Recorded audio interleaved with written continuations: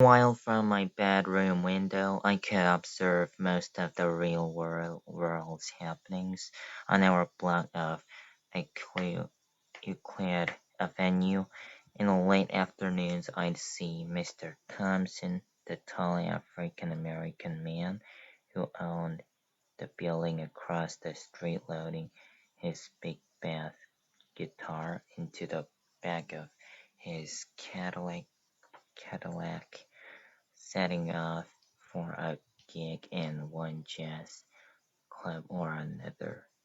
I'd watch the Mendozas, the Mexican family next door, arriving home in their pickup truck loaded with letters after a long day of painting houses, greeted at the fence by their yapping dogs. Our neighborhood was middle class and rustically mixed.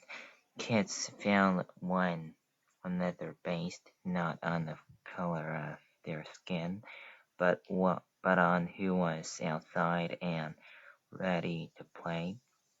My friends included a girl named Rachel,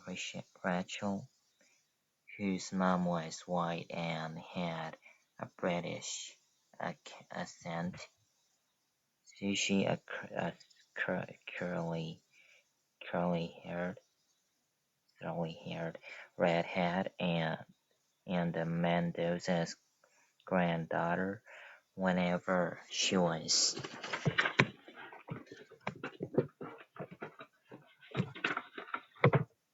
visiting, we were a mix of last names: Cansopan, Abu Asaf, Yacker, Robinson, and were too young to understand that things around us were changing fast. 15 years before my parents moved to South Shore, the neighborhood had been 96% white. By the time I'd leave for college decades later, it would be about 96% black. Craig and I were raised squarely in the middle of the changing times. The blocks surrounding us were home to Jewish families, immigrant families, white and black families, folks who were thriving and some who were not. In general, people tended to their lawns and kept track of their children. They wrote checks to Robbie so their kids could learn piano. My family, in fact, was probably on the poor side of the neighborhood. We were among the few people we knew who didn't own their own home, stuffed as we were into Robbie and Terry's second floor. South Shore hadn't changed the way other neighborhoods had, with the better off people long departed for the suburbs was clear, and the neighborhood businesses closing one by one. But the changes was clearly beginning. We were started to feel the effects of this change, especially at school. My second grade classroom turned out to be a group of unruly kids and flying erasers, which neither Craig nor I had experienced before. All this seemed due to a teacher who couldn't figure out how to assert control, who didn't seem to like children even. Beyond that, it wasn't clear that anyone was particularly bothered by the fact that the teacher was incom- incompetent. The students used it as an excuse to act out, and she seemed to think only the worst of us.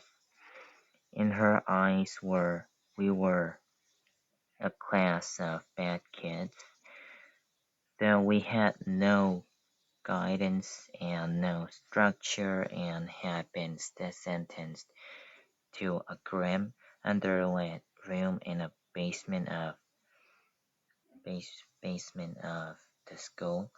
Every hour there felt hellish, and long as I sat miserably at my desk in my puke green chair, learning nothing and waiting for the midday lunch break when I could go home and have a sandwich and complain to my mom.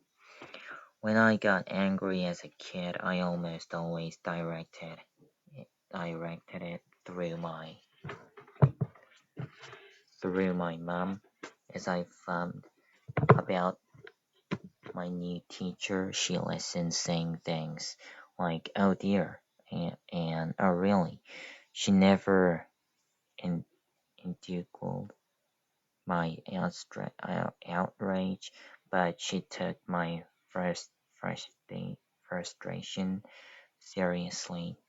If my mom were somebody different, she might have done the polite thing and said, "Just go and do your best." But she knew the difference.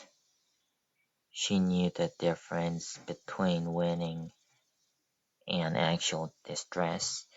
Without telling me, she went over to the school many times to convince them to do something.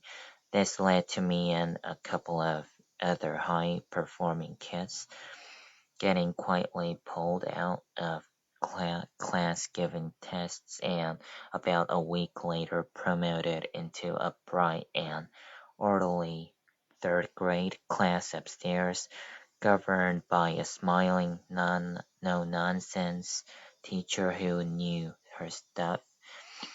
It was a small but life-changing move.